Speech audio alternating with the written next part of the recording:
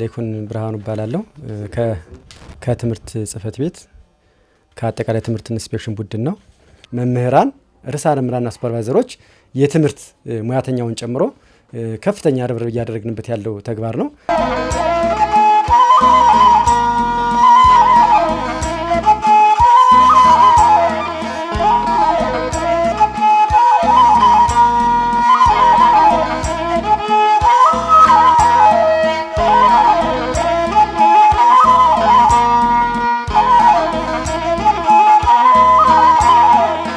በዚህ ዓመት አንድ ደርዘን ለአንድ ተማሪ በሚል መሪ ቃል የትምህርት ቁሳቁሶችን እያሰባሰብን ነው። እንግዲህ በርካታ የሆኑ ነገሮችን እያሰባሰብን ያለ ነው። በዚህ መሰረት ያው በሴቶች እና ህፃናት ማህበራዊ ጉዳይ ጽህፈት ቤት አማካኝነት ከየመስሪያ ቤቱ የተሰበሰበ አለ። ያንዳንዱ እኛም እንደ ትምህርት ተቋሙ ከፍተኛውን ድርሻ ይዘን እየተንቀሳቀስን ያለ ነው።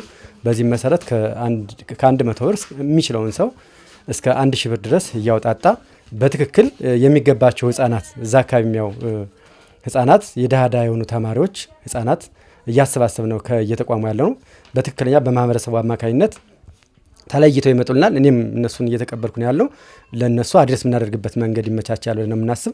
እንደኛም እንደ ትምህርት ተቋም ያው ከፍተኛውን ድርሻ በተለይ በትምህርት ቁሳቁስ አማካኝነት ልጆች ከትምህርት ገበታ ውጭ መሆን የለባቸውም በሚል ይዘን በሰፊ እየተንቀሳቀስንበት ያለው ተግባር ነው። በዚህ አማካኝነት እንግዲህ እንደኛም አለ ወደ 65 ደርዘን እስክሪብቶ ደርሰና እስካሁን አሁንም እየተሰበሰበ ነው ያለው። ይህን ነው እያካሄድን ያለ ነው። እንግዲህ እነዚህ ብቻ አይደሉም። ደብተርና እስክሪብቶ ብቻ ሳይሆን ሌሎችም ነገሮች ይኖራሉ። ቦርሳ እንግዲህ በገጠር መንገድ አማካኝነት 3 ቦርሳ 3 ዩኒፎርም ለወጀል ተማሪዎች ነው እነሱን ለይተን ሰጠናቸዋል። በዛ አማካኝነት ያው አድሬስ ያደርጋሉ ማለት ነው። ሌላው ዩኒፎርም አለ። ዩኒፎርም እንግዲህ የከተማ አስተዳደሩንም የኛንም ብሎ ወደ 26 አካባቢ ዩኒፎርም ደርሰናል። እንደኔ እንዳሰባሰብኳቸው ምናልባት የሚቀሩ ነገሮችም አሉ። ይሄ ብቻ በቂ ነው ማለት አይቻልም። አጋዥ መጽሐፍት፣ ለሴቶች ንጽህና መጠበቂያ እንዲህ አይነት ነገሮች የሚቀሩ ነገሮች አሉ። እሱን ቀጣይም እያስተባበር ተማሪዎችን የምናግዝበት ነገር ይመቻቻል ነው የምናስብ። እንግዲህ በዚህ ዓመት ያው ትምህርትም እንጀምራለን ብለን ተስፋ አለን። በዚህ አማካኝነት በተለይ የሚቸገሩ የማህበረሰብ ክፍሎች ከወቅታዊ ችግር አኳያ በጣም በርካታ የማህበረሰብ ክፍሎች ይቸገራሉ።